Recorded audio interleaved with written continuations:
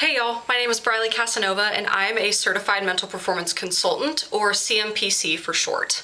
While I consider myself both a student and practitioner of the mental game, there are some topics that I've discovered and learned are more about, in my experience working with athletes and those in the military. I don't consider myself to be a sleep expert or a sleep research professional, but there has to be something said about what I've learned when it comes to the power and importance of sleep in the cognitive and physical performance space. So, however, don't ask me about dreams. That's not where my expertise is. That's kind of where my expertise comes to an end on that side of things. But after reading Matthew Walker's book called Why We Sleep, it really truly changed how I see sleep as a tool and is an absolute necessity, not just a luxury. It's not that I thought sleep wasn't important or necessary prior to reading the book. It just opened my eyes to the power of sleep and its impact, not just on us as the human race, but especially if we want to succeed and perform beyond just being average. So, and as someone who studies those that succeed and perform at a high level, Matthew's work really does carry a ton of weight. So I think the other reason why I wanted to talk about sleep today is the fact that I've always struggled with getting quality sleep in general. As a younger athlete, I would stay up late to finish homework, and it was a constant cycle of feeling behind in school and needing to stay up to, finish my homework every night. So this was a thing for me during high school all the way through college, as you can imagine. So I'm sure if I made sleep more of a priority instead of staying up late to just finish the homework or study the things I was trying to learn, I think those things would have honestly stuck with me better. I probably wouldn't have actually had to work as hard to memorize and conceptualize, whatever I needed to write or recite or anything like that. And I think with all of that said, my grades probably would have improved too. I wasn't, the perfect student. I didn't make perfect straight A's. I really struggled in the grade area for, kind of throughout my academic career, my academic history, I should say. So additionally to that, I can only imagine how much better my physical performance would have been as well. And also my injury recovery would have probably improved. I guess with this being said, some lessons have to be learned the hard way. So I hope to share the wisdom and the things I've learned from Matthew's book to whoever is listening to this today. So in other words, I hope you learn from my mistake, and let's just talk about how we can help our athletes get better sleep from both a coach's and a parent's perspective. Obviously, if you're listening and you know me, I'm not a parent, but I work with young athletes daily, and I still think this is important for parents and coaches, administrators, any support staff of athletic teams. It's just good stuff to know. So I kind of wanted to narrow down, what I learned into 10 unconventional tips to improve sleep quality. And I wanted to start with number 1, which is lower your body temperature. So there's a few ways that you can do that. I think one of the first things is taking a hot bath an hour or so before bed. And here's the why behind that. So what happens the moment you step out of a hot bath? Think about it. Your body temperature is going to start to slowly lower from the outside, right? That also thus signals the body to produce melatonin. So that's the first thing you can do to artificially reduce your body temperature, at least externally, right? And then also, you can obviously turn down your AC unit to anywhere between 60 to 67 degrees. I know that that's kind of a big, almost extreme range, and I know that in some places, if you live in the South, for example, that might be a high order or tall order. If you lower your AC to that point, it might be really expensive. So I understand if that's not maybe always a feasible thing. So on top of that, how you can facilitate cooling yourself and lowering your body temperature is wearing loose, comfortable, breathable clothing. For example, cotton is a great material to look for.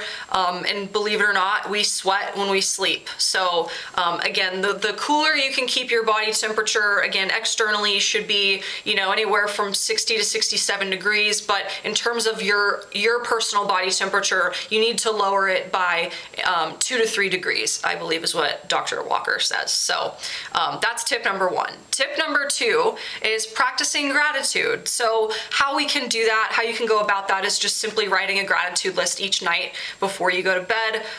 This is going to ease you into sleep by eliciting or associating a positive emotion prior to falling asleep, going to bed.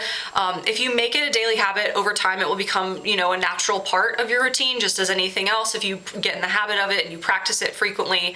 And I think in addition to it, not only being a good pre-sleep routine, it's just a positive mental skill that will also translate into your other, day-to-day performances. So you're getting multiple benefits from practicing that as well. So that's number 2.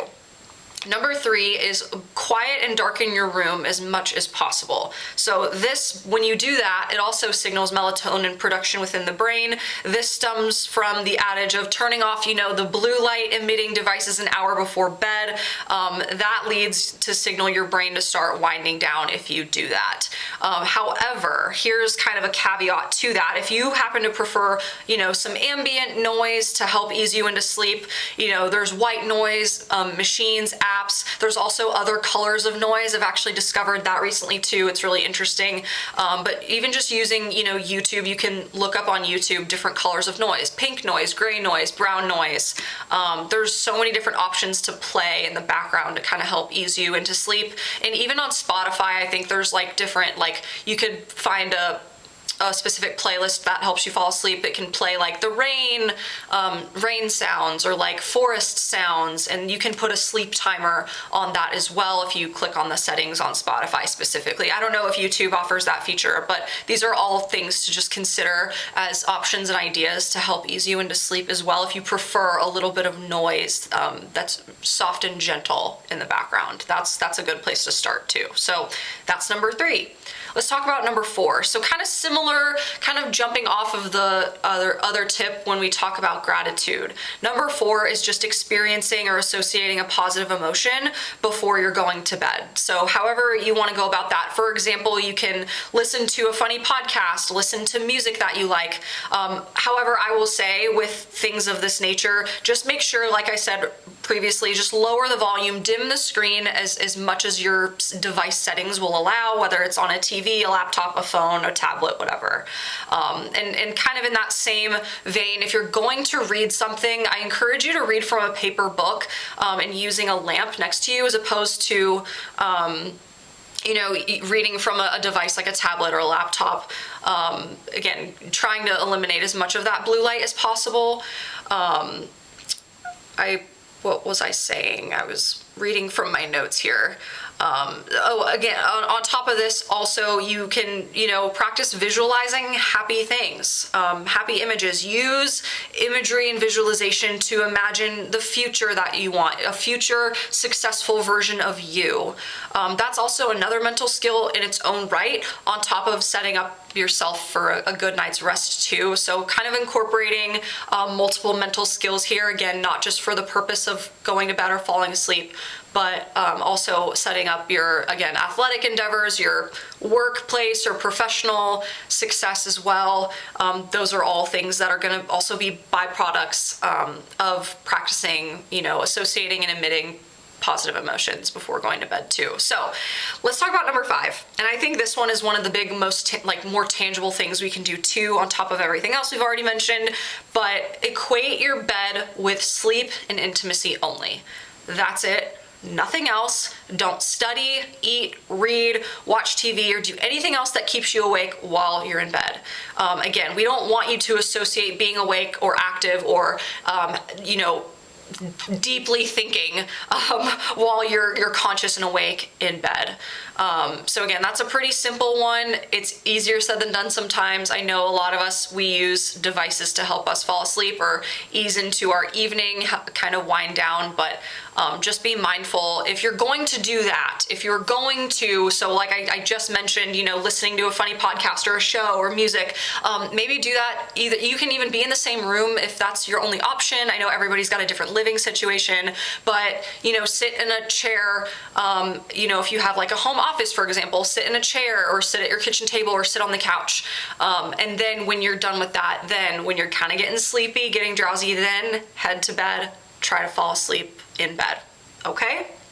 So that's number 5. And kind of speaking of this general big picture wind down routine, something to keep in mind with number 6 is try to wind down or start getting ready for bed at least 30 minutes, if not an hour before bed, and trying to commit to a consistent routine. So we're talking same things every day, same time every day. Just find what makes you feel as overall comfortable and relaxed as possible. So this is also where, diet comes in. So avoiding foods, drinks, or substances that bring either discomfort or just any disruption to your body. So speaking directly towards caffeine and nicotine, alcohol, again, you can, ingest all of those substances in many different ways. So just taking into account, again, the food you ate that day. If you're going to partake in, substances of that nature, try to keep it before 2 p.m., like hard stop, because the half-life of some of these things is like anywhere from 4 to 8 hours, depending on your metabolism. Again, everybody's body and metabolism are so different, so just be really mindful if those are things that you feel you cannot go without. Those are just things to consider, but I encourage staying away from, again, obviously all 3 of those substances as much as you possibly can.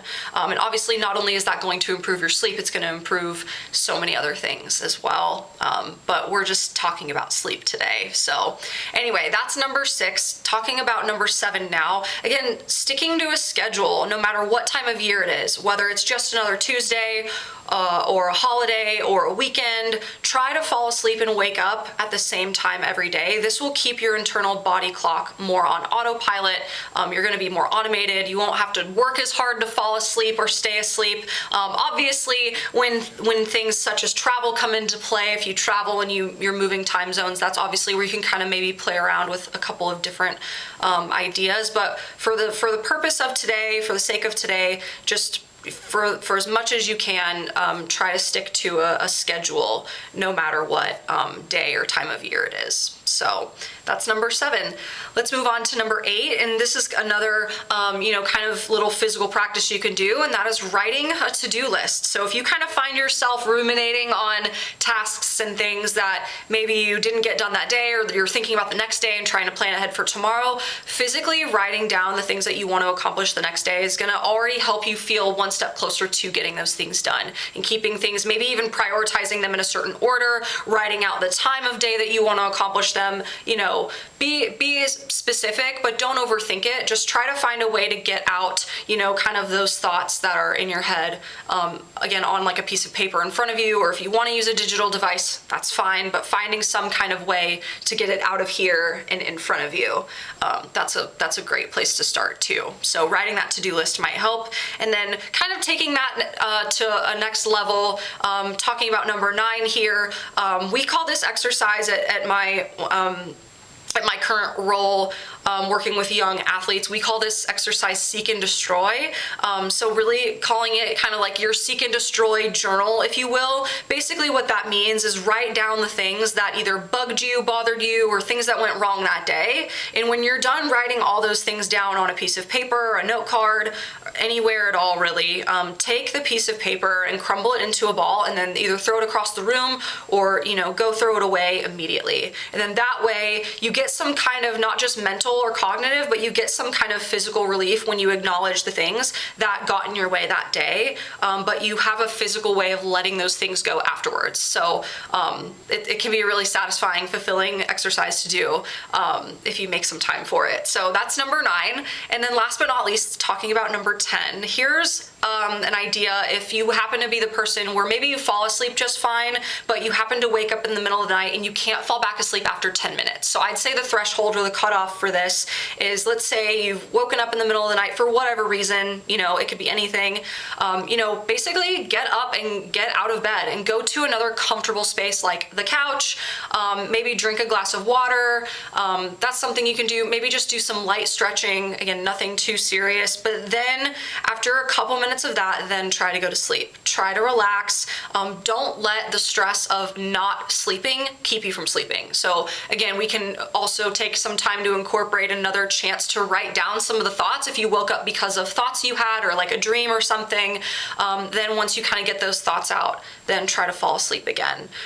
So in the end, after all of these 10 tips are being said, no matter who you are, no matter what you do for a living, whatever your hobbies are, you need sleep, and good quality sleep. And the earlier you get control over your sleep habits, the better the rest of your life is going to be, the better your performances are going to be. And one thing I didn't mention that I'm just now realizing I didn't say was anywhere, again, depending on how old you are when you're listening to this, on average, we recommend anywhere from 7 to 9 hours of sleep a night for the average grown adult, again, thinking 18 and older. So just to kind of close on that note, shoot for anywhere between 7 and 9 hours. Again, everybody's, metabolism and every body is different. We all have different needs, but if you're hovering in that range or that area, you're in a good place. So I hope that was helpful. Thank you for listening. Please check out my social media platforms. Everything is listed in the show notes in the description section of the platform you choose to listen to this podcast on.